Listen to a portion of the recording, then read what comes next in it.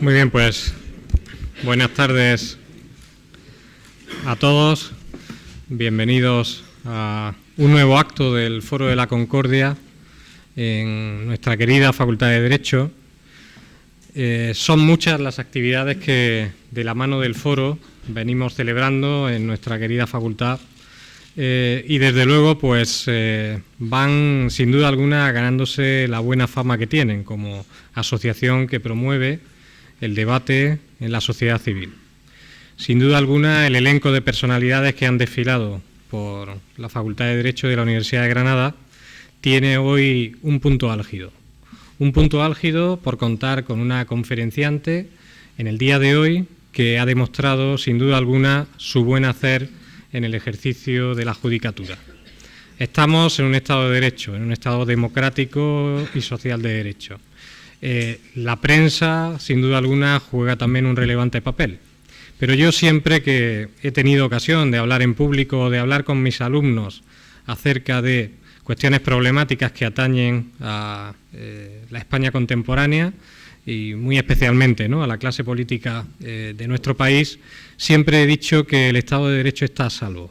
Está a salvo gracias a que tenemos un núcleo de jueces y magistrados que ejercen con independencia su labor jurisdiccional. En mi modesta opinión, creo que la conferenciante aquí hoy presente lo ha demostrado sobradamente desde hace ya bastante tiempo. Y desde luego creo que es un lujo tenerla aquí en nuestra compañía. Es un lujo precisamente poder escucharla hablar sobre ese tema tan esencial que a mi juicio constituye sin duda alguna el eje vertebrador de todo Estado de Derecho, que es la independencia de nuestros jueces y magistrados. Son la salvaguarda de la ley, la salvaguarda del ordenamiento jurídico, le pese a quien le pese, para bien o para mal. Y desde luego creo que una vez más el Foro de la Concordia, su junta directiva y personalizo en su presidente, el profesor don José Torné, acierta eligiendo a personalidades relevantes de la política, del mundo jurídico y también de la judicatura que en este caso nos acompaña. Saludo asimismo a las autoridades presentes, a mi querido decano del Colegio de Abogados, a los miembros del ilustre Ayuntamiento de Granada, a las autoridades militares y civiles también aquí presentes, a nuestros compañeros de la Facultad de Derecho, pero sobre todo y muy especialmente a nuestros alumnos. La mayoría presentes hoy aquí porque estaban muy interesados en escuchar a doña Mercedes Alaya en esta conferencia de hoy. Para la presentación de la ponente tiene a continuación la palabra el presidente del Foro de la Concordia, el profesor Torné.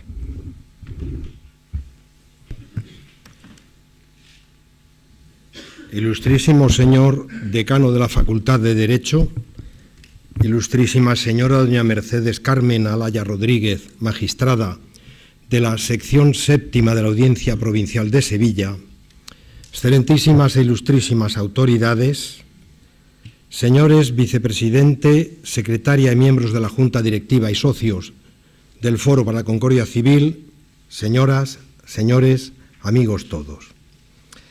Gracias, señor decano, por su presencia y presidencia de este acto del Foro para la Concordia Civil y por sus amables y elogiosas palabras con las que siempre nos recibe. Esta noche el Foro para la Concordia Civil se honra en recibir a una distinguida miembro de la carrera judicial de España que ha tenido la generosidad de aceptar su participación en el ciclo de conferencias del Foro para el presente curso y que esta noche va a hablar de la independencia judicial en una sociedad democrática. Nos acercamos a la personalidad de nuestra invitada y diremos que es una ilustre magistrada sevillana que ha sido descrita como la dama de hierro de la justicia española, una mujer de ley, una juez distante, imparable, perseverante e implacable, una juez examinada al milímetro y finalmente se la ha calificado de trabajadora e inteligente.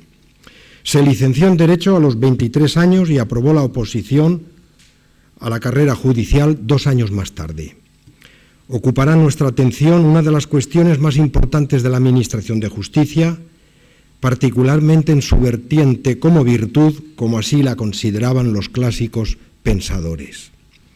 La justicia, constante y perpetua voluntad de dar a cada uno lo que es suyo, según reza la veterana definición, la imparte en esta ocasión una distinguida integrante de la Administración de Justicia de España. Decía Sócrates, en acertado análisis, que 4 son las características que corresponden al juez: escuchar cortésmente, responder sabiamente, ponderar prudentemente y decidir imparcialmente. Con esta certera cita del filósofo ateniense levantamos el telón de la presentación del tema que aquí y ahora nos concita. El tema de la Administración de Justicia es un tema que me cae a mí muy de cerca, porque yo soy hijo de un padre que ingresó por oposición en la carrera judicial en el grave y difícil tiempo político de las postrimerías del reinado de Alfonso XIII y la proclamación de la República. Y además un padre que le sorprendió el final de la Guerra Civil en la Audiencia Territorial de Valencia, en el Juzgado de Primera Instancia Instrucción número 4, y como todos los integrantes de la Audiencia Territorial de Valencia, fue depurado en virtud de la Ley de Responsabilidades Políticas, se tuvo que presentar ante un Consejo de Guerra y fue obsequiado con 2 años de prisión, 2 años de privación de libertad y 30 de separación de la carrera judicial. Le separaron en 1940 y en 1970 reingresó sorpresivamente mediante un decreto firmado por su excelencia el jefe del Estado en uno de aquellos consejos de ministros que celebraba en San Sebastián, en el Palacio de Ayete. Por tanto, sé lo que es un juez, su papel, su intranquilidad de conciencia, si ha resuelto o no ha resuelto bien, si ha decidido o no ha decidido bien, y por tanto para mí es una enorme satisfacción esta noche tener el honor de presentar, pero que no le hace falta que se le presente, a la magistrada señora Alaya, porque, como digo, hablar de la judicatura es hablar de un tema cercano a mi persona. El Estado de Derecho se fundamenta, entre otros pilares, en el principio de separación de poderes. Es tan importante preservar al Poder Judicial de extrañas injerencias que, si es víctima de ellas, no solo se destruye esta función soberana del Estado, sino que se resiente todo el edificio del Estado de Derecho. Como mejor homenaje de esta noche que se le puede tributar a los integrantes de la carrera judicial, y con esto voy a terminar, nada y mejor que recordar la conocida afirmación de Víctor Hugo cuando dijo: es cosa fácil ser bueno, lo difícil es ser justo. Llegado aquí debo poner punto final a esta particular presentación de esta noche. Reitero en nombre de todos los afiliados del Foro para la Concordia Civil y mío propio nuestro más profundo agradecimiento a doña Mercedes Carmen Alaya Rodríguez por su desinteresada participación en el ya citado ciclo del presente año académico.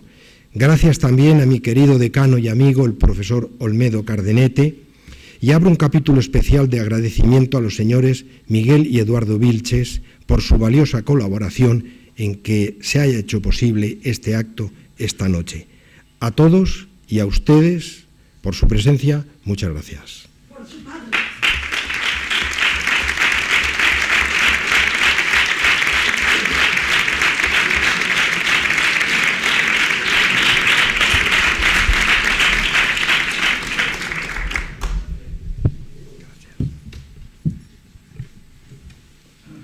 Bueno, pues mi nombre, como ya saben, es Mercedes Alaya Rodríguez. Estoy enormemente agradecida de encontrarme entre todos vosotros. Muchísimas gracias, señor decano. Por supuesto, tengo que agradecer la calidez, la confianza y la paciencia que ha tenido José Torné en las numerosas comunicaciones que hemos mantenido para llevar a cabo este proyecto. Sin duda tengo que agradecer al propulsor de todo esto, al que me une pues un gran afecto y además trabajo, porque servimos los dos en la sesión 7ª de la Audiencia Provincial de Sevilla, don Miguel Vilches, y su hermano Eduardo, al que acabo de conocer, pero que seguro que será un enamorado de la libertad de opinión y de la libertad de pensamiento, porque no de otra manera pues puede pertenecer a este foro de la concordia social o de la concordia civil que integráis todos vosotros. Me imagino que sois todas personas absolutamente comprometidas con vuestro tiempo y con la realidad social, y yo creo que el tema que nos trae hoy es un tema con el que pretendo haceros partícipe de la pasión que tengo por mi trabajo, de las grandes preocupaciones reales que hay que tener por el Poder Judicial, cada vez más debilitado, sobre todo por su independencia, que hay soluciones en la palma de nuestras manos, ni siquiera con necesidad de reformas legislativas que son urgentes, por supuesto, pero esas soluciones pasan por la voluntad de todos nosotros, y espero que mis palabras os hagan reflexionar. Por supuesto, me gustaría convenceros, pero antes me gustaría generar opiniones contrarias, contrariarles antes que aburrirles, ¿no? Esta es mi misión de hoy. Mi misión de hoy también es pronunciar estas palabras como ciudadana. Yo aquí no vengo como juez, vengo como ciudadana y, por supuesto, con toda la libertad de expresión que cada uno de ustedes tenéis. Ni más ni menos, así como en el ejercicio de la función jurisdiccional pues nos debemos al secreto normal que regula el ejercicio jurisdiccional y las actuaciones procesales, pues yo hoy estoy en otro foro completamente distinto y voy a exponer mi opinión sin tapujos de todo lo que acontece en el mundo judicial.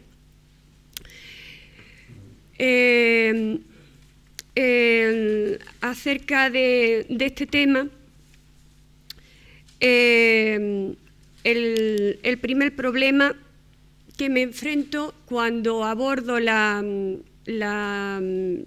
ponencia es un título que consensuamos entre José Torné y yo, porque yo quería hablar de la independencia judicial. Considero que hay que batallar muchísimo sin descanso sobre este tema, y bueno, y al final pues consideramos que podía ser un buen título, ya que yo no podía hablar, y se lo expliqué, sobre el tema de la transición política porque, bueno, pues porque me cogió pequeña en aquellos momentos, ¿no?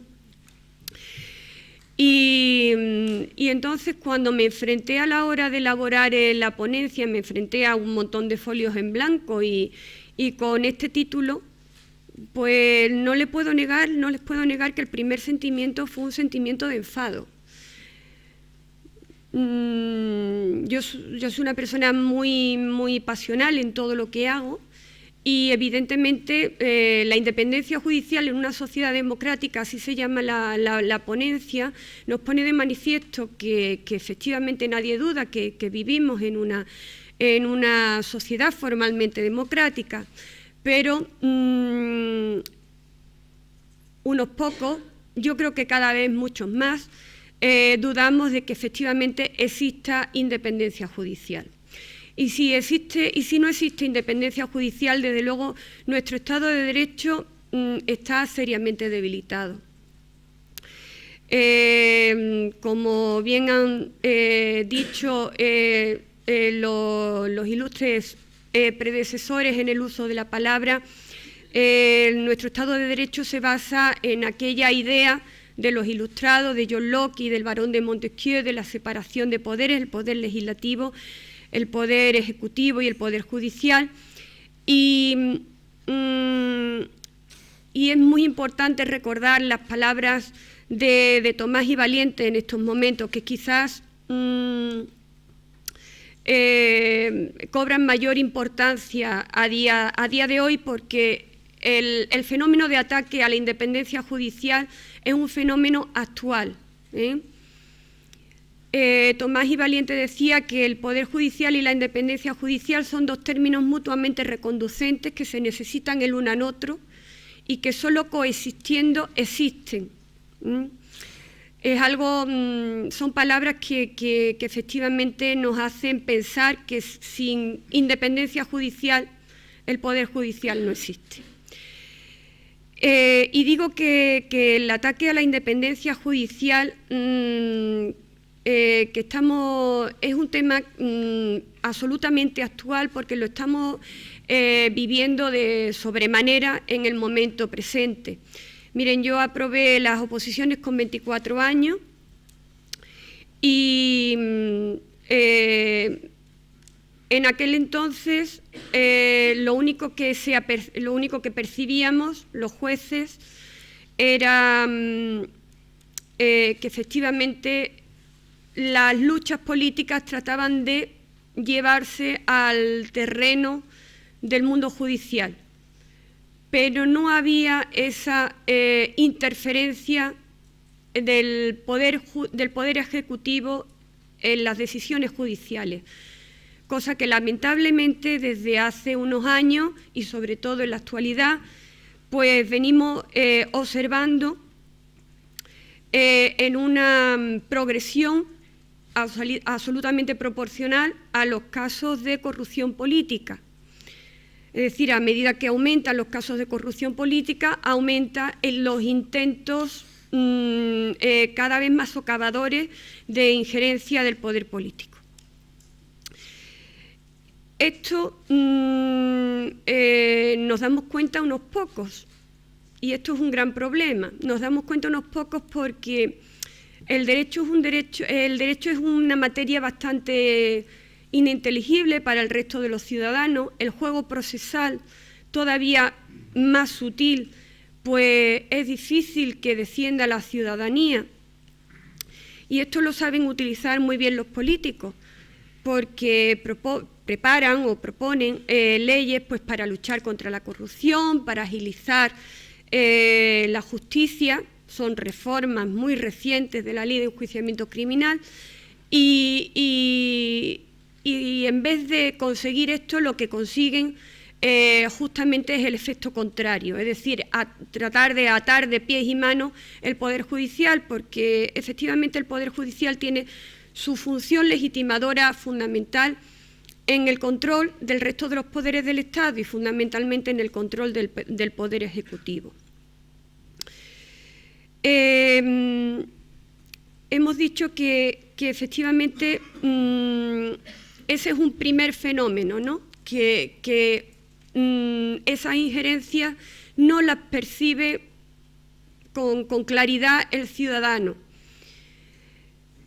Pero actualmente se está produciendo otro fenómeno, que es el fenómeno de los pactos políticos. Un fenómeno que hace meses pues, podíamos recibir con cierta alegría cuando pues abordábamos las primeras elecciones de esta larga serie de elecciones que hemos tenido, por lo que podía redundar en beneficio pues, de todas las instituciones. Pero, sin embargo, lejos de esto, el resultado de los pactos políticos ha sido pues un pacto de no agresión y un pacto de intercambio de intereses. Es decir, tú te quedas aquí, yo no hago sangre con tus temas y tú me vas a permitir que yo esté en este otro sitio y efectivamente no nos vamos a agredir mutuamente, porque a los dos nos interesa mantener calladas nuestras cosas, es decir, nuestros abusos, nuestros errores, etcétera. En definitiva, un intercambio de cromos, no es ni más ni menos lo que vemos cada día que se está produciendo. y además con el beneplácito, quizás obligado, de la prensa, porque,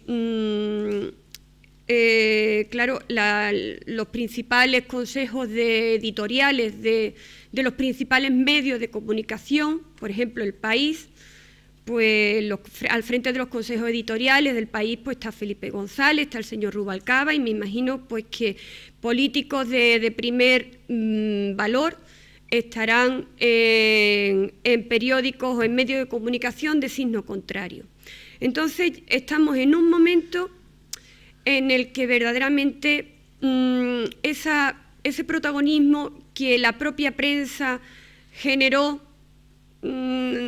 hace 3, 4 años, de allí para acá, ese protagonismo quizá excesivo del Poder Judicial, porque el Poder Judicial siempre tiene que mantener una discreción necesaria para poder actuar con tranquilidad, pues ahora se quiere enterrar absolutamente, ahora que se quiere eliminar o bien dejarlo bajo mínimo. ¿Para qué? Pues para que efectivamente el ciudadano pues no conozca que sigue habiendo casos de corrupción política importantes, que no solamente siguen existiendo, sino que siguen surgiendo otros nuevos, y sin embargo estamos en una situación de nirvana, una especie de nadería judicial donde parece que no ocurre nada, pero sí realmente está ocurriendo. Y por supuesto que Europa deje de tener esa mala imagen que ha venido teniendo de nosotros en los últimos tiempos, que nos ha pegado buenos tirones de orejas por los casos de corrupción judicial y por las deficientes normas de regulación de los principales órganos de gobierno de las instituciones judiciales, a las que luego nos referiremos.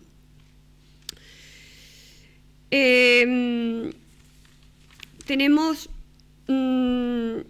estos dos fenómenos que sin duda son de absoluta actualidad, que le acabo de comentar. Sin embargo,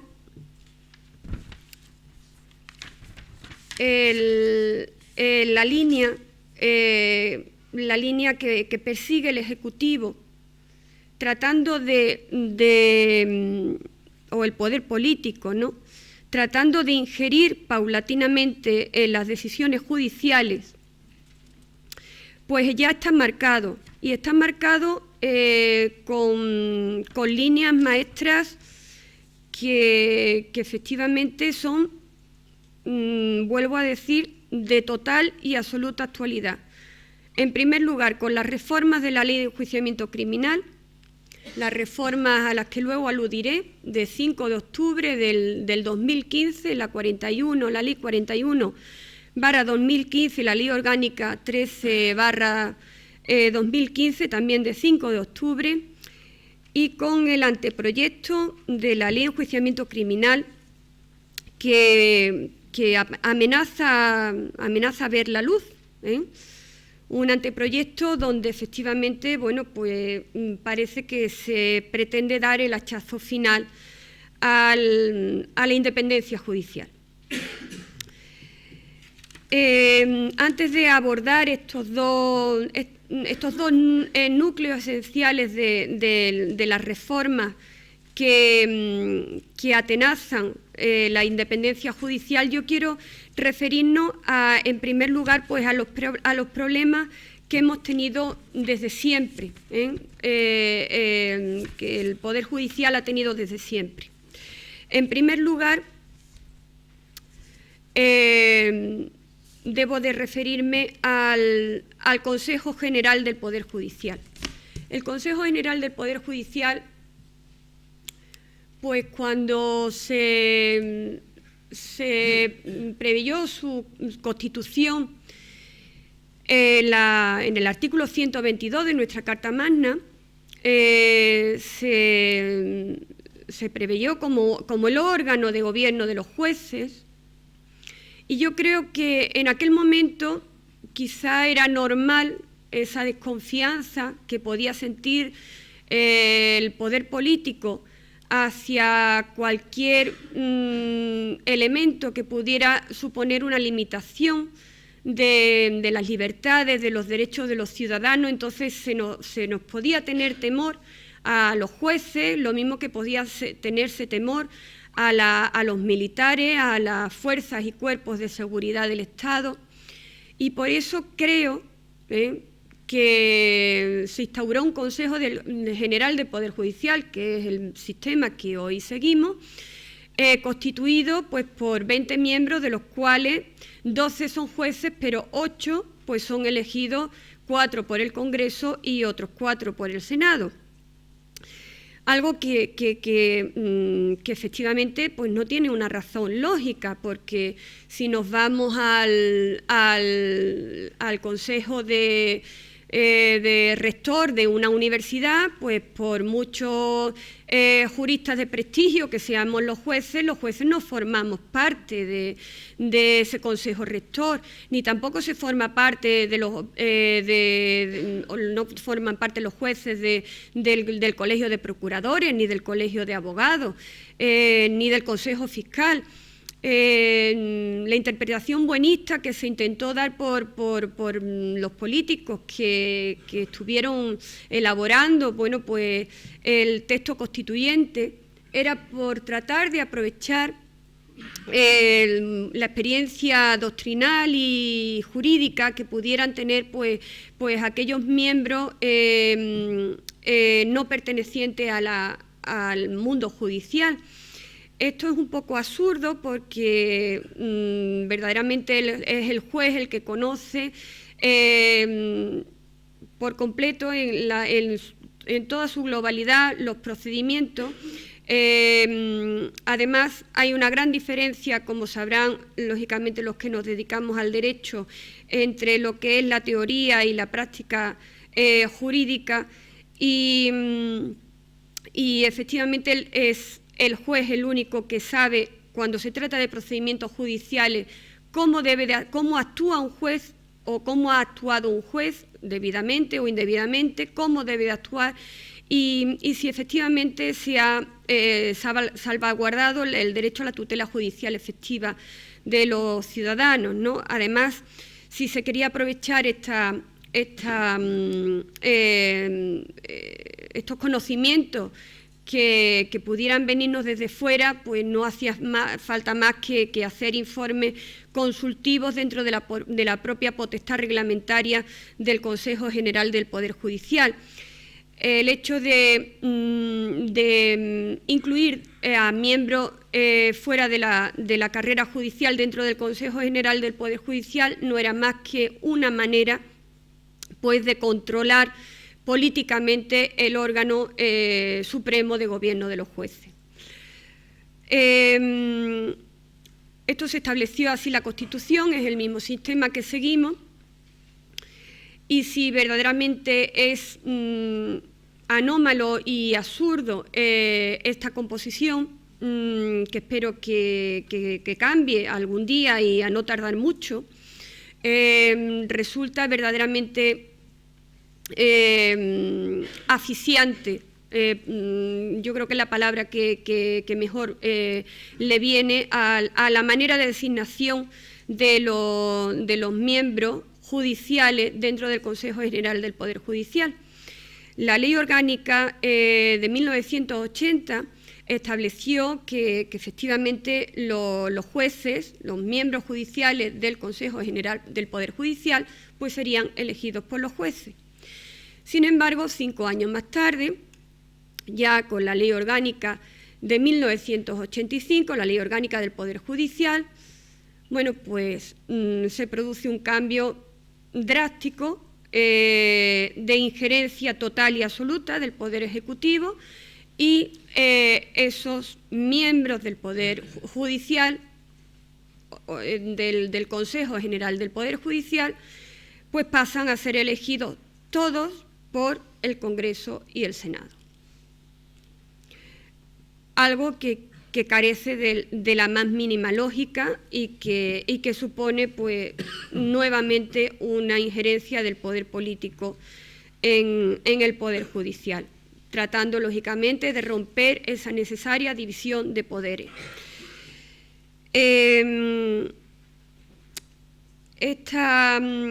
Este nombramiento por parte de las Cortes, de los miembros que forman parte del Consejo General del Poder Judicial, ¿qué es lo que ha convertido, qué es lo que ha generado?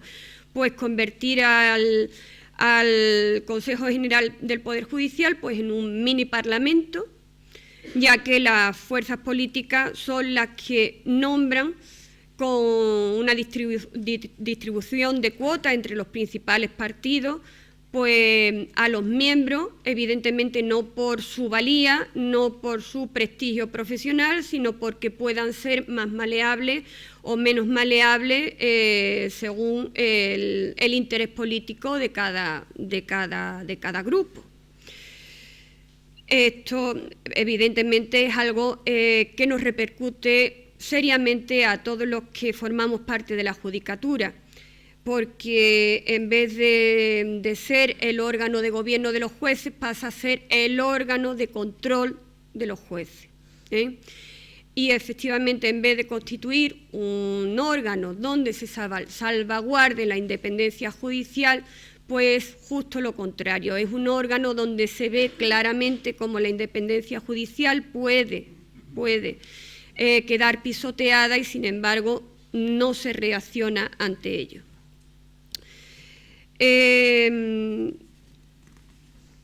Si constituye un gran problema es decir, los miembros, la composición y la designación de los miembros del Consejo General del Poder Judicial,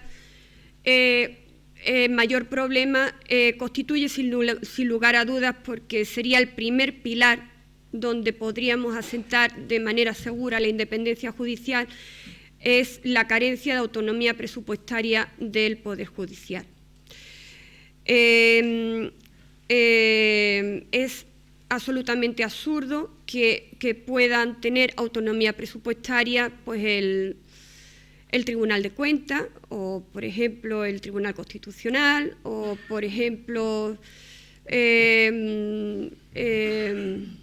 el Consejo de Estado, y, sin embargo, el Poder Judicial tenga que estar siempre limosneando al poder político, y eso es lo que le interesa al poder político, pues alguna asignación presupuestaria, ¿no? Mientras no tengamos esa autonomía presupuestaria, pues el Poder Judicial será lo que quiera el Ejecutivo Central y lo que quiera el Ejecutivo Autonómico, y veremos pues esas situaciones un poco bochornosas, por lo menos desde mi punto de vista, donde vemos a los principales órganos o cargos, mejor dicho, del Poder Judicial en reuniones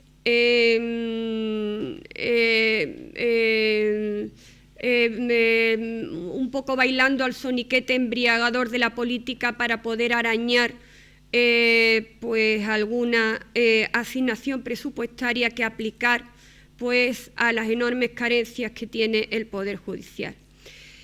¿Esto qué hace además? Pues hace que las asociaciones judiciales pues pierdan verdaderamente su rumbo, se desnaturalicen, pierdan verdaderamente el norte de su objetivo, porque tienen que estar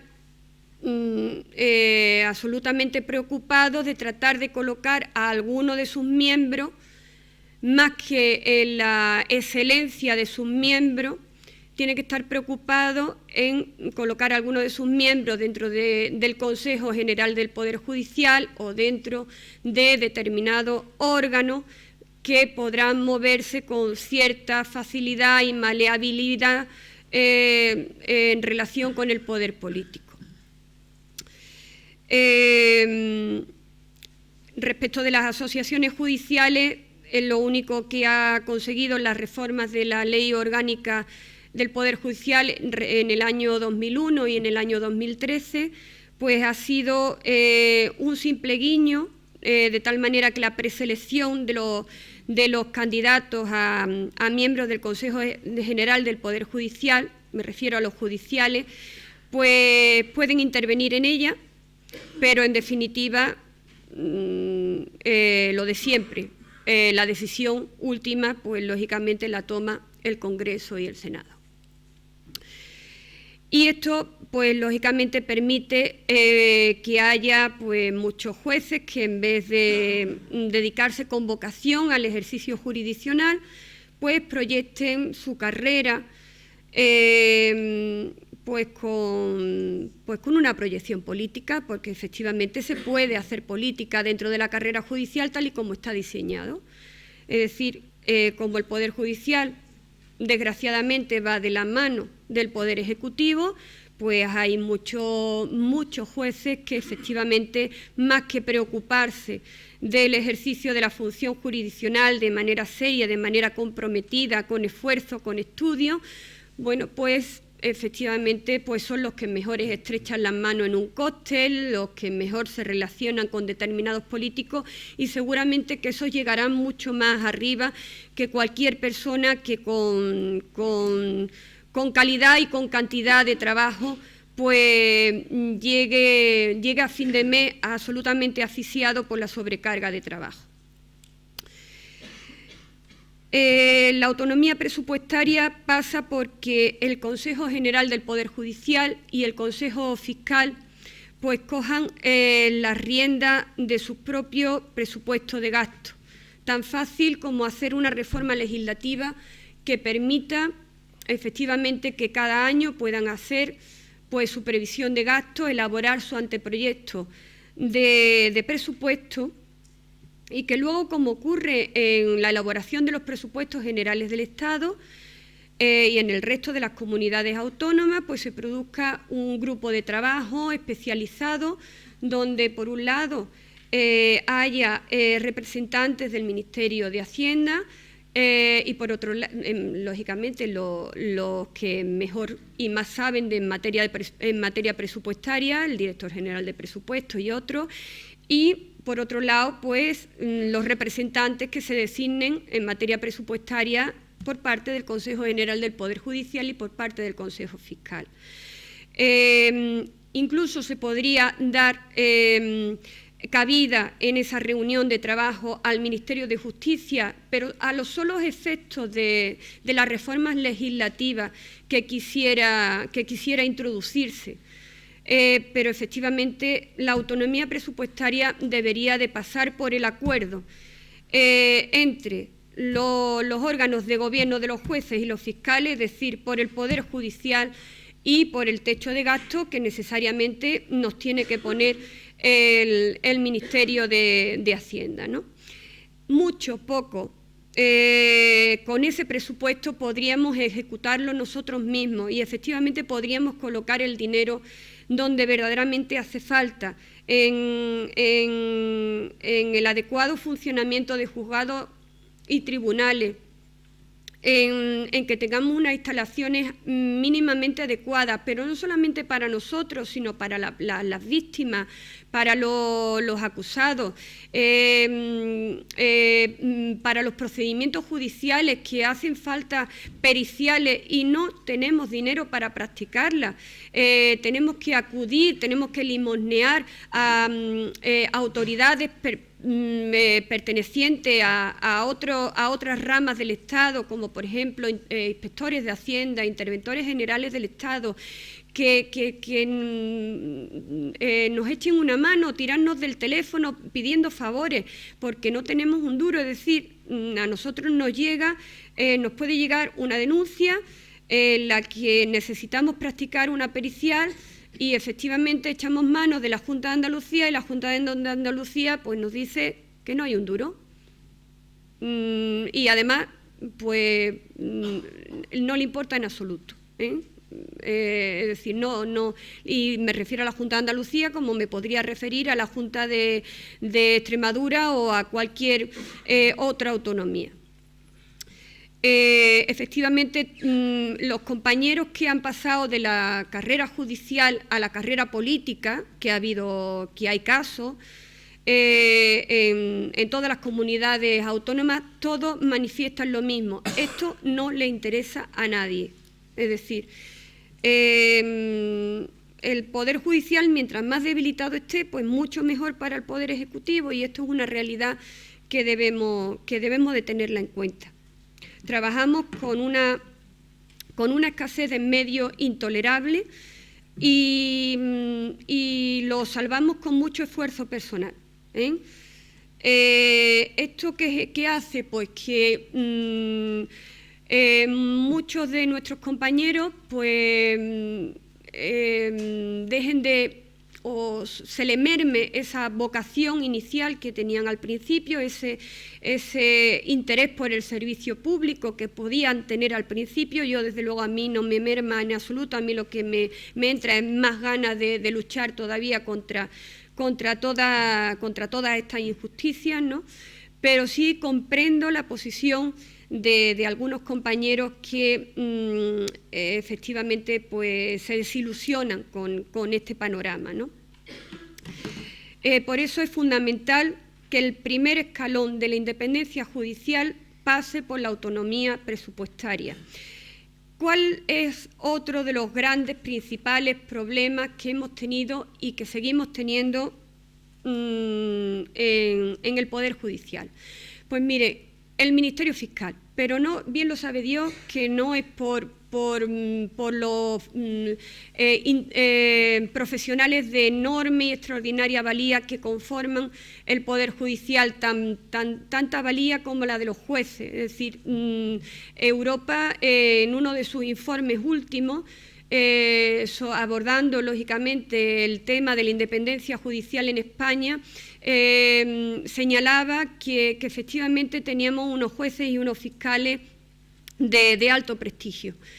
Pero sí me refiero a que constituye un auténtico problema los principios que conforman el Ministerio Fiscal y, por supuesto, el nombramiento del Fiscal General del Estado. En primer lugar, constituye un problema para la independencia judicial el hecho de que haya el hecho de que se conforme el Ministerio Fiscal bajo el principio de unidad de actuación y bajo el principio de dependencia jerárquica, absoluta dependencia jerárquica. Es decir, ahí no hay el menor atisbo de posibilidad de actuación al margen del que está por encima. Es decir, ¿cuántas veces nos llegan fiscales diciendo yo pienso que esto se debería de hacer de otra manera, pero no he tenido más remedio porque me lo mandan así? Y luego, en segundo lugar, pues el Fiscal General del Estado, de acuerdo con la Constitución, lo nombra el Gobierno. Y esto pues supone, lógicamente, en los procedimientos en los que está en juego delitos contra la Administración, es decir, en los casos de corrupción política, pues supone, lógicamente, entrar de lleno los intereses del Estado dentro de los procedimientos judiciales. Porque además son procedimientos muy especiales donde normalmente no hay acusaciones particulares, y si hay alguna acusación particular, desde luego no merece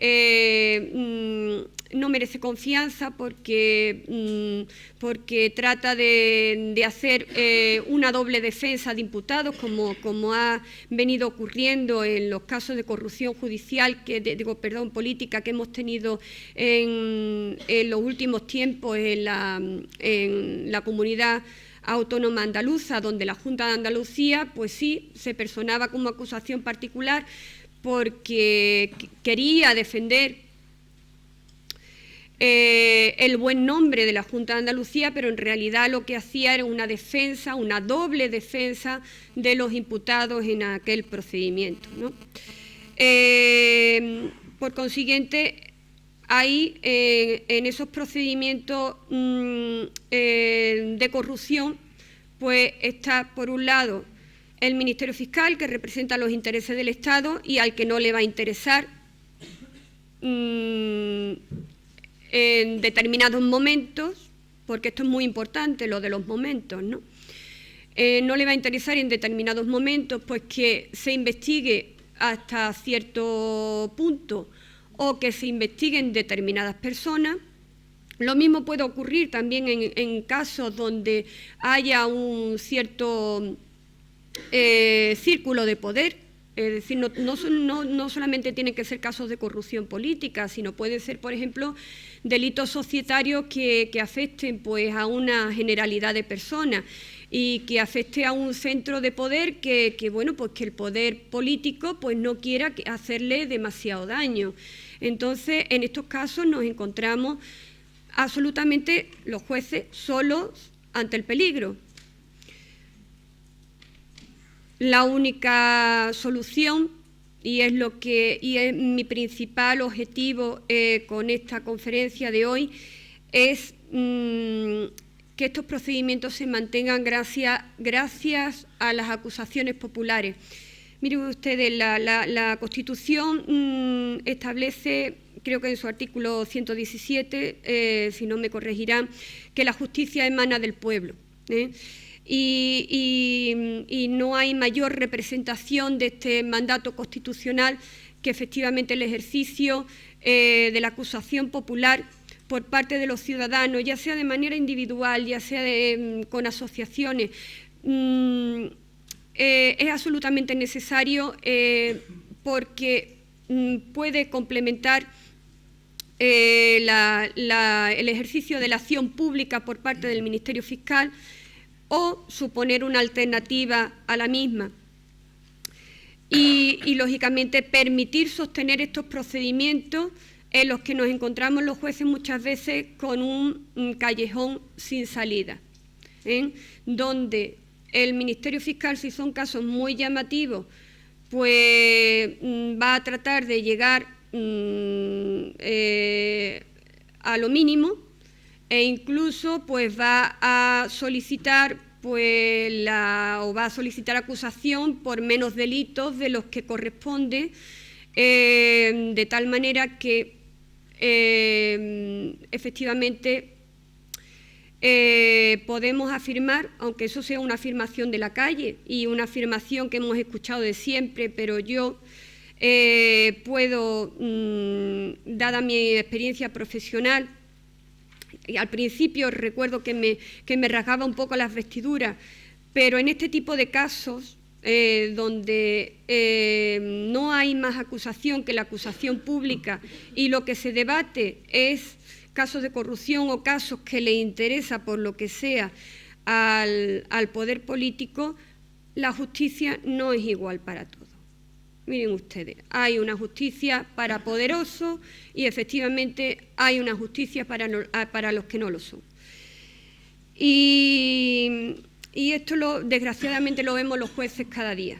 Vemos cómo los escritos de acusación se modifican en función de las personas en estos casos, no en los delitos comunes, donde lógicamente el Ministerio Fiscal tiene el mayor interés de defender la sociedad frente al ataque pues, de estos delitos ordinarios. Pero cuando se trata efectivamente de estos delitos, ahí se la cogen mucho con papel de fumar. Y tienen muy en cuenta a quién se le imputa, qué se le imputa, si se le puede imputar menos, si podemos llegar a menos, etcétera, etcétera. Por eso es tan importante que asumamos la responsabilidad que como ciudadanos tenemos, y lo mismo que estamos hoy aquí escuchando, bueno, pues estas palabras que pueden ser más aburridas, más comprometidas, menos comprometidas. Es decir, lo mismo que estamos dedicando este tiempo, pensemos que efectivamente vuestro interés en el Poder Judicial es absolutamente necesario. Os iré dando más razones a medida que vaya evolucionando la conferencia. Nos encontramos con que el fiscal general del Estado, como decíamos, está nombrado por el Ejecutivo y bueno, existe una relación absolutamente directa entre el Ejecutivo y el Ministerio Fiscal, que desde luego es todo menos transparente. Existe una absoluta opacidad en la agenda, en las relaciones que existen entre ellos, que desde luego la ciudadanía queda completamente al margen de lo que se pueda cocer entre el poder político y el llamado a ejercer la acusación pública, que es el Ministerio Fiscal, ¿no? Esto es algo que es intolerable, se ve intolerable en Europa.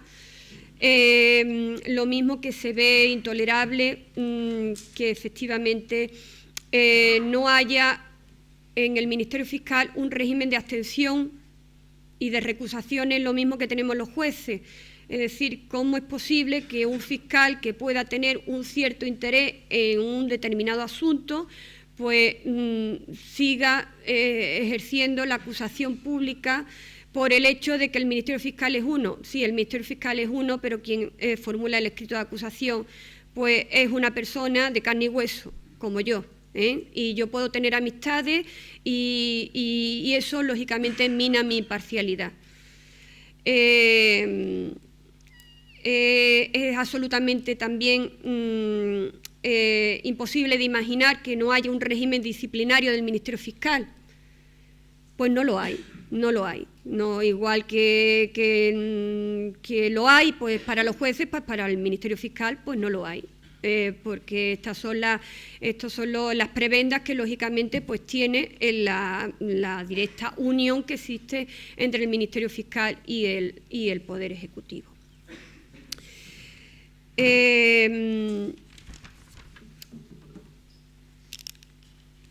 Voy a ir avanzando un poquito más. He hablado de los dos grandes problemas que desde siempre han atenazado al Poder Judicial, que era el Consejo General del Poder Judicial, absolutamente politizado, que no está integrado por jueces, y, por supuesto, el Ministerio Fiscal por sus principios configuradores y porque la elección forma parte, la elección del fiscal general del Estado y el que nombra el resto de los fiscales, porque lógicamente esto es una cadena de dependencia jerárquica, pues es el Gobierno también el que propone el nombramiento a través del fiscal general del Estado, pues el nombramiento del fiscal de cada comunidad autónoma y, por supuesto, el de todos los fiscales jefes de las audiencias provinciales. Esto, lógicamente, nos hace una labor absolutamente difícil, por no decir imposible, cuando verdaderamente tratamos de defender y de llevar a buen puerto casos de corrupción judicial. Sin embargo, existen, aparte de estos dos temas que han existido siempre, existen en la actualidad, y digo de absoluta actualidad, ¿no?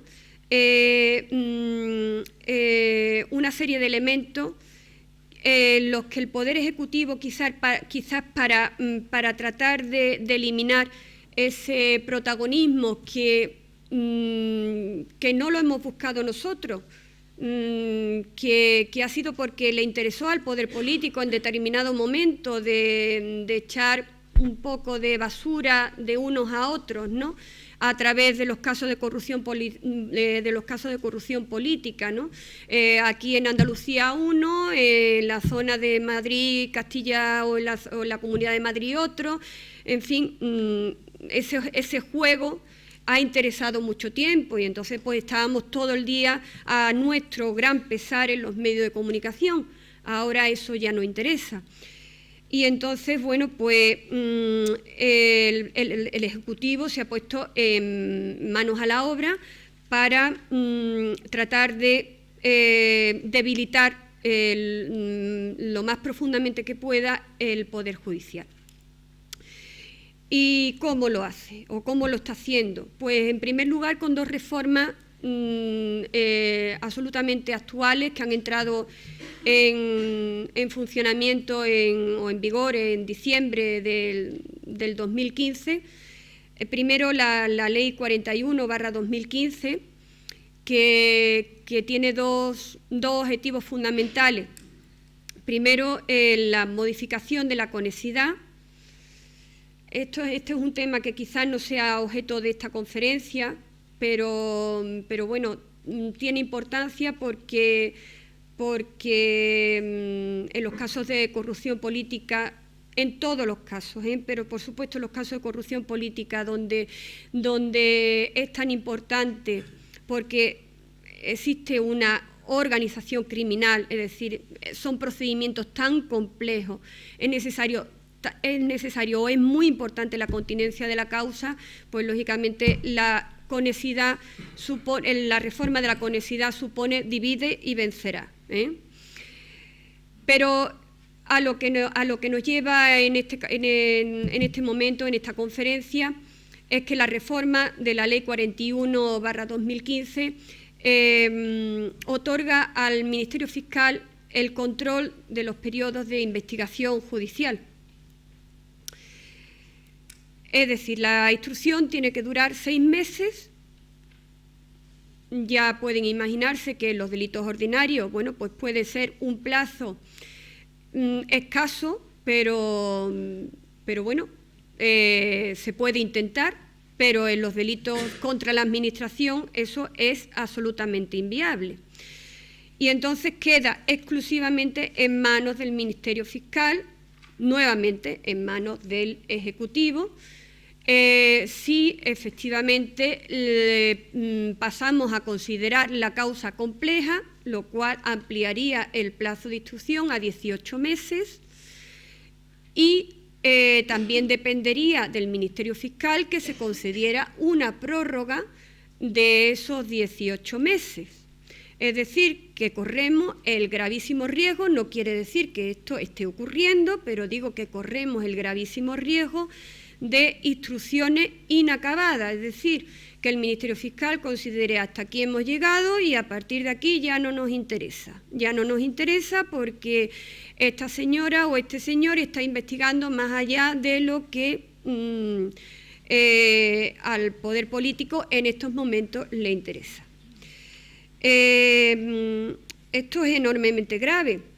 Lo que pasa es que la ley es tan mala que por defecto de técnica legislativa nos ha permitido a los jueces una salida. En el artículo 324.4 establece que excepcionalmente el juez, a instancia de las partes personadas, ya no dice a instancia del Ministerio Fiscal, porque antes los plazos que os he dicho eran necesariamente que el Ministerio Fiscal los tuviera que pedir, no las partes personadas, solamente el Ministerio Fiscal, que tiene narices. Pues esta excepción que yo creo que es que se les ha pasado, porque verdaderamente la finalidad de la reforma era poner en manos del Ministerio Fiscal el control de los tiempos, pues sí permite que el juez, a instancia, siempre a petición de cualquiera de las partes personadas, pues pueda fijar un plazo último de investigación, un plazo que no está sujeto en principio a ningún límite temporal. Puede influir los plazos anteriores, porque estamos hablando de 6 meses, de 18 meses, pero en realidad el artículo no menciona ningún límite temporal. Pero para eso, ¿qué necesitamos los jueces? Pues necesitamos que haya acusaciones que nos lo pidan. Y volvemos a insistir lo mismo. Si se trata de procedimientos donde los delitos que se investigan son delitos contra la Administración, allí no hay acusaciones particulares. Si hay acusaciones particulares, pues a lo mejor tampoco le va a interesar la prolongación de la investigación. Será a ustedes como ciudadanos a los que les interese verdaderamente que se puedan sostener esos procedimientos, no con grandes esfuerzos, sino simplemente estando ahí, personándose para que efectivamente la justicia pueda cumplir su misión. Si no, pues cerraremos el libro a la mitad o nada más que al comienzo, porque claro, 6 meses de investigación, eso prácticamente no es nada. No se están planteando problemas en el tema de los plazos cuando se trata de delitos ordinarios. Ahí el Ministerio Fiscal no tiene ningún problema en conceder las prórrogas que considere oportuno. El riesgo lo corremos verdaderamente cuando se trata de procedimientos en delitos contra la Administración. Ahí es donde corremos un serio riesgo y yo creo que el riesgo es tan elevado que no debemos de llegar a que esto ocurra, porque efectivamente el procedimiento se cierra y se cierra, y con las personas que haya imputadas, a lo mejor los que menos culpa tienen, porque normalmente cuando se trata de estructuras piramidales, verdaderamente llegar a la cúspide de la pirámide, eso es lo más complicado. Se llega siempre muy fácilmente a los estadios más bajos, que son los que reciben órdenes de los de arriba. Entonces, podemos correr el gran peligro de que sean estos los que se coman el delito, mientras que se mantengan en la más absoluta impunidad el resto. No quiere decir que esto ocurra, yo solamente anuncio los riesgos de tal y como está diseñada la ley de enjuiciamiento criminal a día de hoy. Y esto lo ha vendido el Gobierno como una medida para agilizar la justicia, y también lo ha vendido el Gobierno como una medida para luchar contra la corrupción. Si esto es luchar contra la corrupción, bueno, pues será una opinión bastante personal. Desde luego yo en absoluto la puedo compartir. Y en absoluto la puedo compartir, sobre todo si miro la segunda ley de reforma también de la ley de enjuiciamiento criminal, de absoluta vigencia, como he dicho antes, que entró también en vigor en la misma fecha, es del 5 de octubre también, y entró en vigor en diciembre de 2015. Bueno, ahí se aborda una regulación muy necesaria hasta ese momento, que era la regulación de las intervenciones postales, de las intervenciones telefónicas, de las captaciones directas, de las intervenciones telemáticas, instrumentos que son absolutamente necesarios para las fuerzas y cuerpos de seguridad del Estado y para los miembros para los jueces, ¿no?, para los miembros de la carrera judicial, para poder investigar los delitos.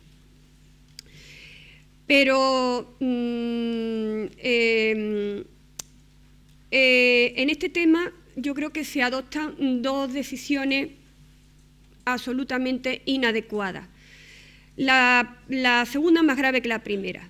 La primera es que las intervenciones telefónicas podrán adoptarse por el Ministerio del Interior sin necesidad de autorización judicial, con el compromiso de dar cuenta en el plazo de 24 horas al juez, aludiendo a casos de terrorismo. Evidentemente, la amenaza terrorista y la amenaza terrorista que tenemos ahora encima es tan grande que nos podemos hacer cargo de que efectivamente, bueno, pues hay que sopesar los riesgos y los beneficios, pero no era necesario la adopción de esta medida. Siempre en todas las ciudades, la Audiencia Nacional y, por supuesto, en todas las ciudades tenemos jueces y fiscales de guardia.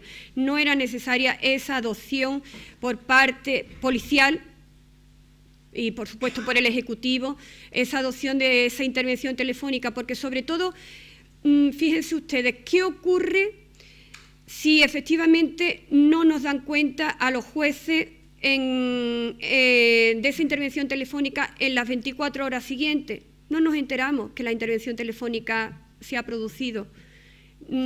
Puede ser por terrorismo o puede ser por cualquier otra causa, porque no nos vamos a enterar.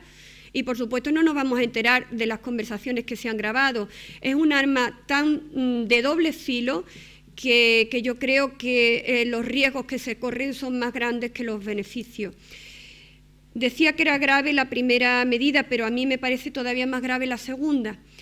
La segunda es que en esta regulación de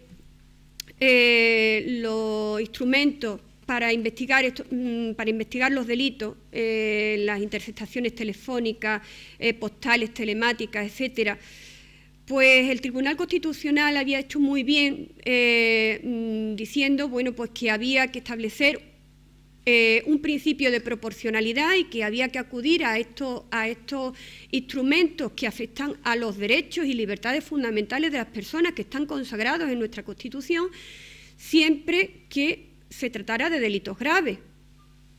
Y el concepto de delito grave está establecido en el Código Penal, donde se establece el catálogo de penas graves, ¿no? Sin embargo, esta ley se saca de la manga que delitos graves son solamente aquellos delitos castigados con 3 años de prisión. A partir de ahí, pues, se podrán adoptar las medidas, pero menos de eso no se podrán adoptar las medidas. Y olvida que, efectivamente, la prevaricación no tiene prisión. La prevaricación solamente tiene inhabilitación y no puede ser más grave. Es decir, la prevaricación es la pieza angular de cualquier procedimiento de corrupción. Y, sin embargo, en ese tipo de procedimientos, pues no podremos utilizar los jueces ni intervenciones telefónicas, ni telemáticas, ni postales, ni nada de eso. Tampoco podremos utilizarlo, pues, en delitos de malversación con restitución, porque la pena no alcanza. Y fíjese si eso es grave. Tampoco en el tráfico de influencia, que es otro de los delitos más comunes de los procesos contra la corrupción. Tampoco podemos utilizarlo en los delitos en los que la autoridad o funcionario público, por el ejercicio de sus funciones, pues comete negocios ilícitos. Pues tampoco. Con lo cual, pues si eso es luchar contra la corrupción, pues que venga Dios y lo vea. Porque lo que han hecho es justamente limitarnos los medios de investigación para poder luchar contra la corrupción. Y estas dos leyes se vendieron como eso, como grandes leyes para luchar contra la corrupción. Y de esto hace nada, esto lo hemos visto en prensa y en la tele pues hace muy poco, ¿no? Hace escasamente un año, que es cuando entraron en vigor. Pero si efectivamente esto es grave, el anteproyecto de la ley de enjuiciamiento criminal, de la nueva ley de enjuiciamiento criminal, pues ya puede dar el hachazo final al Poder Judicial. ¿Por qué? No porque en ese anteproyecto no se adopten medidas interesantes, que las hay, como por ejemplo el archivo por oportunidad o el archivo condicional. Es decir, existen alguna serie de medidas, como por ejemplo procedimientos que se dilatan para determinar la responsabilidad civil y que se dilatan en el tiempo y en realidad son procedimientos penales, derivar esa responsabilidad civil en vez de dilatar el procedimiento penal a la jurisdicción civil. Pero es que se adoptan varios elementos tan desestructurantes para el Poder Judicial que efectivamente pierde cualquier importancia esas otras medidas. La principal, pues, es que la instrucción, la dirección de los procedimientos, pues pasa a manos del Ministerio Fiscal.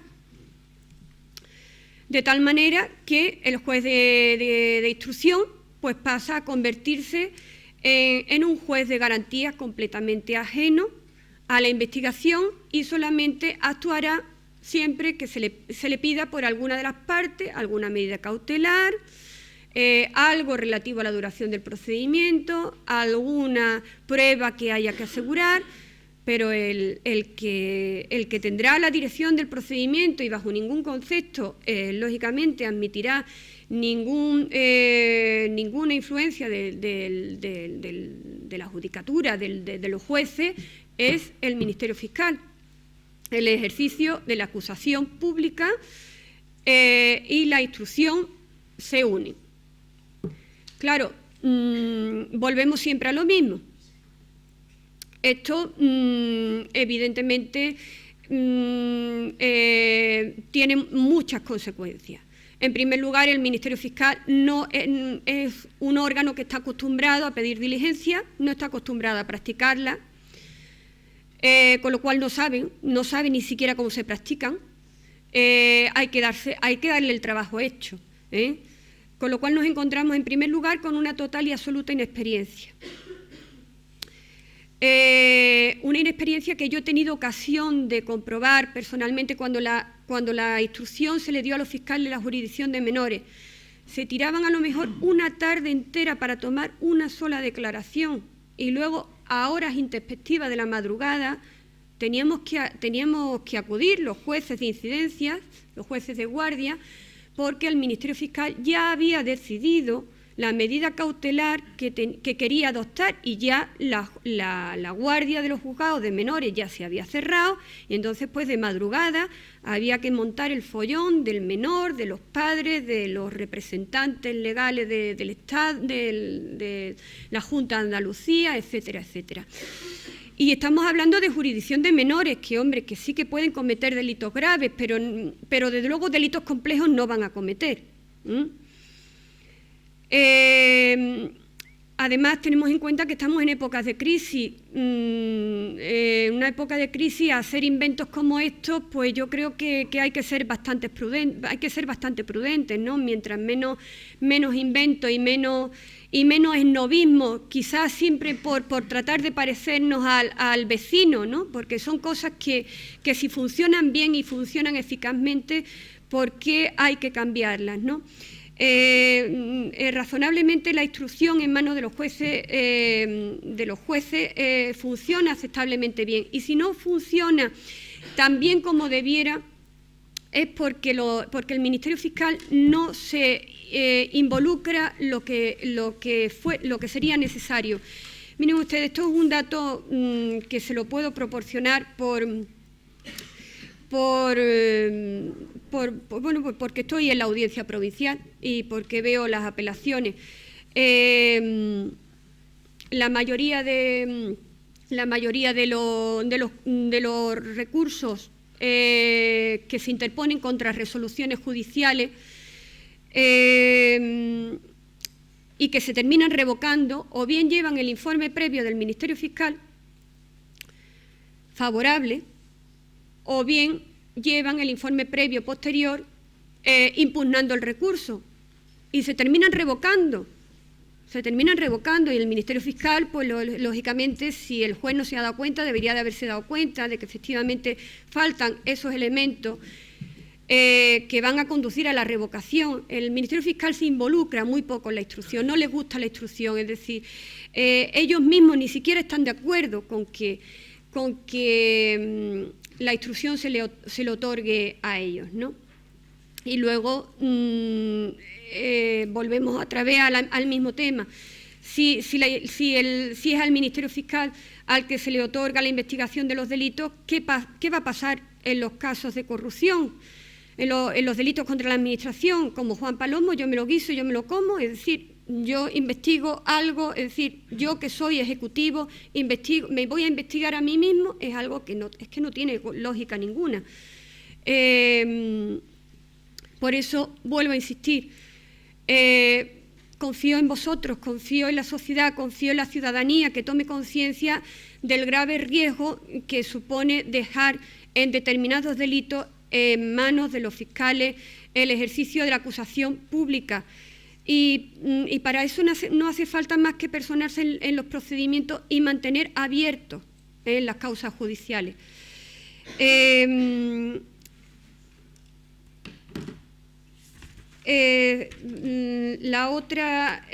Existen otros elementos que se habían introducido en la Ley 13/2015, pero yo creo que estos son los más interesantes.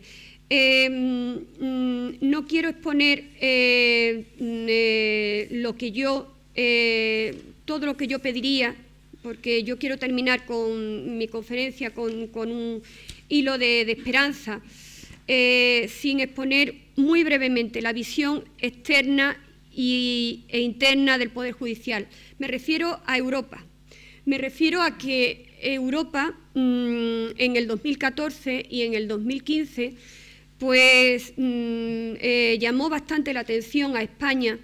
En el 2014 con el informe del Greco, que es un grupo de estados que se reúnen para luchar contra la corrupción.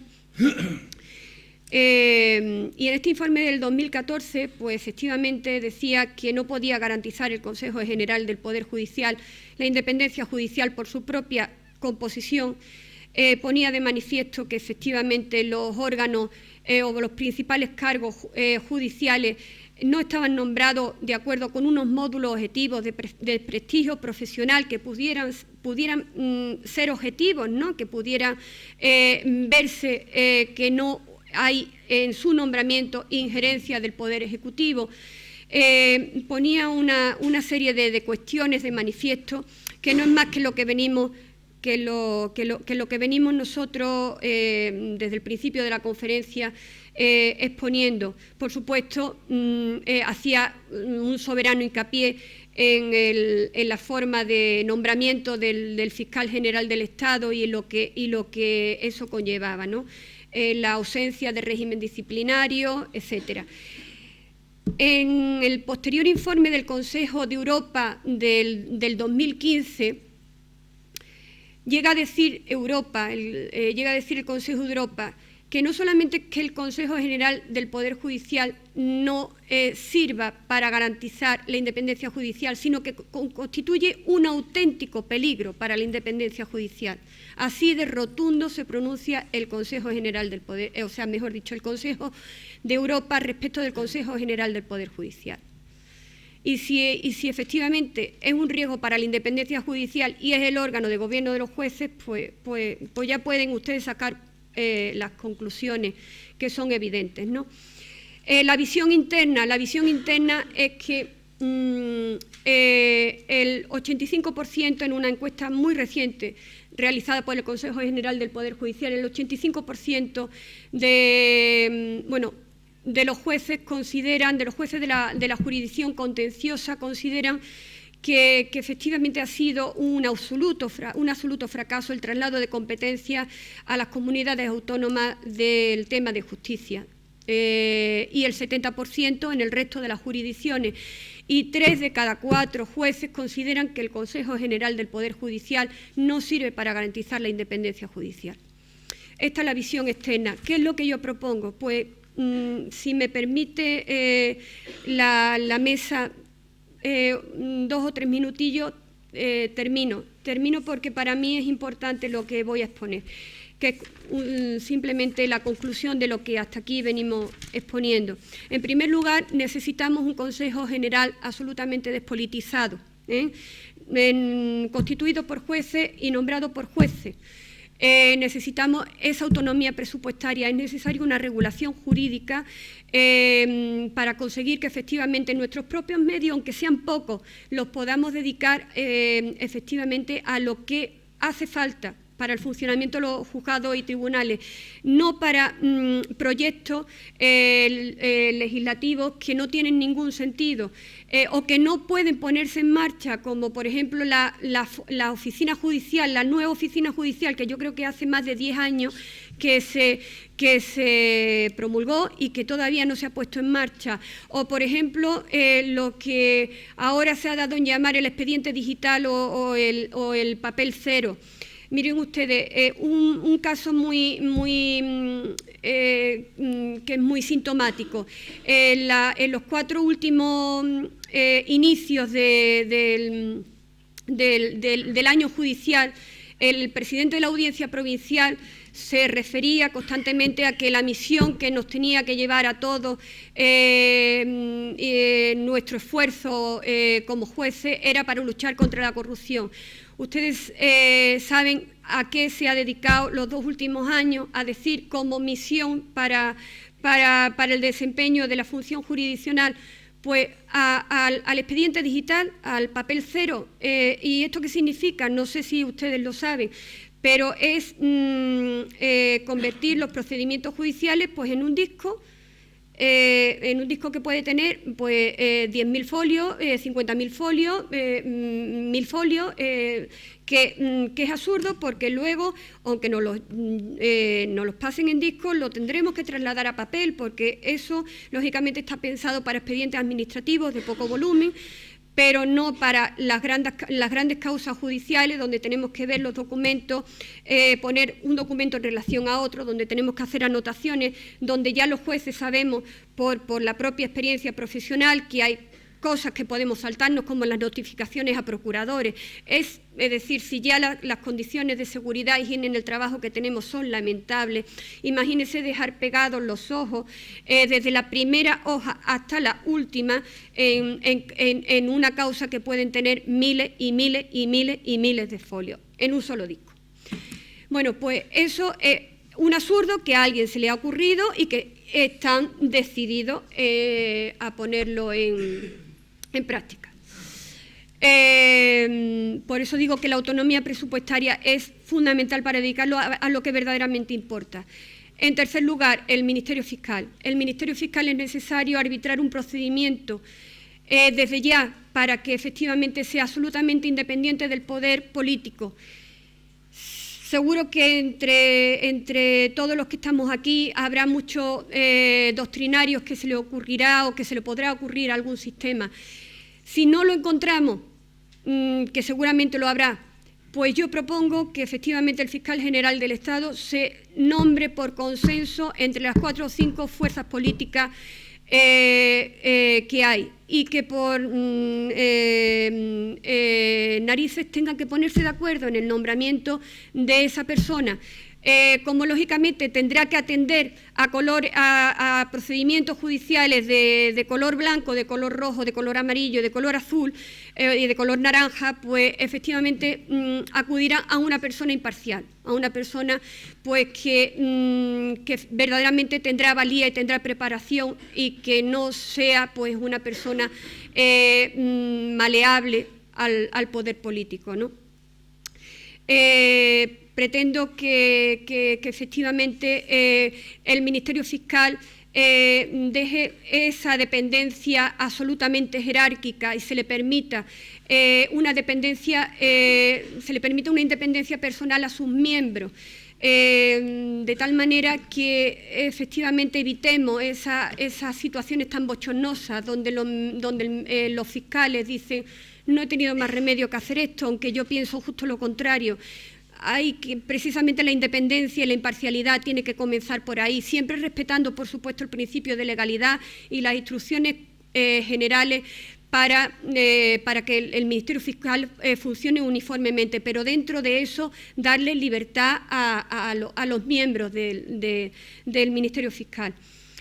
Luego es absolutamente necesario un pacto de Estado serio por la justicia, donde se aborden estos temas que hemos dicho del Consejo, de la autonomía presupuestaria, donde bajo ningún concepto, y en esto tienen que estar absolutamente de acuerdo todos los partidos políticos, porque cambie el interés político, no la política criminal, porque la política criminal se decide por el Gobierno, que propone las leyes y luego se aprueba por el Parlamento, y mientras que una ley no se modifica o no se deroga, la política criminal sigue siendo la misma. Lo que no podemos es que la política criminal cambie a impulso de los intereses políticos. Ahora interesa y ahora no interesa, ¿no? Si efectivamente la ley sigue en vigor, pues lo que era blanco sigue siendo blanco, ¿no? y entonces pues es necesario que haya un compromiso por parte de todos los partidos políticos de que no se deje por intereses de partido de investigar nada, ni de imputar ni se deje de imputar a ninguna persona que efectivamente se lo merezca en casos sobre todo de corrupción o que no se le impute menos, porque también se da el caso de escritos de acusación donde efectivamente bueno, pues se le han pegado unos recortes verdaderamente sustanciales, ¿no? Y esto debería de respetarse por todos los partidos políticos, es decir, respetar que los procedimientos judiciales en vigor nunca pueden estar al albur de los intereses políticos momentáneos. Los cargos judiciales limitados a 2 legislaturas, 4 años, con unos baremos, los cargos, me refiero a los altos cargos, con unos baremos objetivos de valía, de prestigio. Esto es la única manera de que efectivamente puedan atraer a sus filas las asociaciones judiciales, pues jueces de prestigio, que efectivamente las hay y muy valiosos en la carrera judicial. Creo que me he extendido en exceso. Espero no haberles aburrido en demasía. Mi interés sobre todo era transmitirle, y con esto termino, que el poder político debe de promover la acción popular. Hay tantas cosas que se subvencionan que nos pueden parecer inútiles, que algunas incluso sentimos rechazos como padres y que se siguen subvencionando y que los vemos en la tele y que son absurdas. ¿Cómo no vamos a subvencionar la acción popular? Que se puedan formar asociaciones simplemente para sostener de manera legítima el ejercicio de la acción pública. Y, por supuesto, eliminar las fianzas, que son cada vez más simbólicas, porque las que se suelen pedir pues son de 1.000 euros, de 3.000 euros, pero para el patrimonio de una persona individual pues puede ser importante. Entonces, con eso no se conseguiría, que es la justificación, poder salvaguardar ningún perjuicio que se le pudiera causar a ninguna persona, ¿no? En caso de que un procedimiento no prosperase. Para eso están los procedimientos de funcionamiento anormal de la justicia. Y si por casualidad, bueno, pues el anteproyecto de la ley de enjuiciamiento criminal pues siguiera adelante, bueno, pues pedirle a los políticos que nos escuchen que por lo menos en estos delitos contra la administración, contra la corona, contra los derechos fundamentales, contra la defensa, contra la comunidad internacional, pues sigamos siendo los jueces de instrucción los que velemos efectivamente por la independencia judicial. Muchísimas gracias a todos.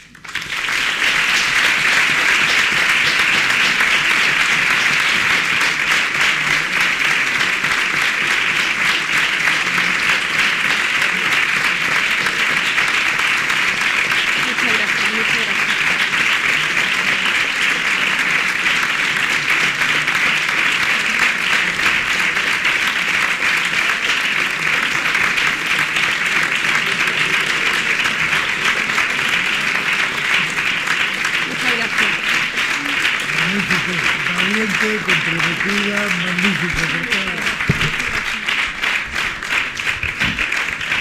Muchísimas gracias, se lo agradezco muchísimo, de verdad, me he sentido muy en familia y bueno, eso me ha permitido exponer quizá las ideas desde luego desde el primer momento estaba decidida a exponer con absoluta libertad mis opiniones, porque estas son mis opiniones como ciudadana. Como juez tengo que ser más reservada, pero como ciudadana, bueno, pues eso no nos lo puede quitar nadie.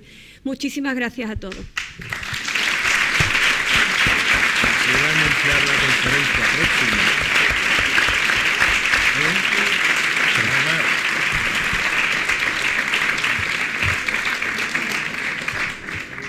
Muchas gracias, doña Mercedes. Que conste que tenía al presidente del Foro de la Concordia casi dándome codazos, pero la intensidad y la emoción de su conferencia y de su discurso únicamente me han movido a pasarle un papelito para pedirle que por favor abreviara, ¿no? Algo que ustedes tanto dicen a los letrados, ¿no? Obviamente por razones de tiempo no vamos a poder tener intervenciones en la Facultad de Derecho. Por respeto a los derechos laborales de sus trabajadores, se tiene que cerrar sus puertas a las 10 de la noche, pero no puedo terminar este acto sin agradecer nuevamente a doña Mercedes que nos haya brindado con su presencia y con sus ideas, que han sido muchas, muchísimas, un gran torrente de ideas, sin duda alguna que de la voz de su experiencia y de su cultura jurídica nos han abierto bastantes interrogantes. Le voy a dar muy brevemente la palabra al presidente del foro, a don José Torné, para que anuncie la siguiente conferencia y apunte algunas reflexiones adicionales. Pues muy brevemente, primero para felicitar a nuestra querida invitada, que podríamos decir magistrada, pero también ciudadana, Mercedes Alaya Rodríguez. Le felicito, por supuesto, en nombre del foro y en el mío propio, pero quisiera reabrir muy brevemente el capítulo de protocolo que se me ha quedado un poco estrecho, un poco reducido, y en este sentido, entre las excelentísimas autoridades que esta noche, nos honran con su presencia aquí, yo quisiera abrir un capítulo especial para agradecer a los excelentísimos señores don Amador Enseñat y Berea, general de división, a don Miguel García y García de las Hijas, general de brigada, y a don José María Millán, general de brigada, su asistencia aquí esta tarde en este acto, asistencia que nos honra, que vienen en representación del Mando de Adiestramiento y Doctrina del Ministerio de Defensa. Y también en el plano del protocolo, y particularmente por la amistad que me une con ellos, quisiera señalar aquí a un equipo de periodistas, de redactores y de jefes del programa Granada en la Onda, de Onda Cero, la mejor emisora de España, que son los señores don Juan Andrés Rejón, que está aquí con nosotros. Juan Andrés, muchas gracias por venir, y Ana de Gracia, que también le acompaña, la voz bonita, la voz de terciopelo de la radio granadina. Muchas gracias. La próxima conferencia será, el próximo día 16 de febrero, que será en el transcurso de una cena en el Hotel Granada Center, a la que están ustedes invitados, porque cualquiera puede acudir vía nuestra web foroparalaconcordiacivil.com, y es que vendrá don Gregorio Cámara Villar, acreditado y prestigioso catedrático de la Universidad de Granada, catedrático de Derecho Constitucional, diputado en Cortes, y la persona que coordinó el equipo de estudiosos que hizo la declaración o las declaraciones de Granada, que en definitiva se trata de transformar el Estado de las autonomías actual en el Estado federal. Hablará de las claves para la reforma de la Constitución. Un gran tema, 16 de febrero. Y si ustedes creen que hacemos una buena labor y merece la pena apoyarnos, puesto que no tenemos ni subvención pública ni privada, somos pobres de solemnidad, no olviden que tengo en la cartera formularios de alta, pero además ustedes con toda facilidad desde su casa o desde la oficina, si se lo permite el jefe, pueden darse de alta también a través de la web del foroparalaconcordiacivil.com. Muchísimas gracias a todos. Gracias, señor decano. Gracias. Levantamos la sesión.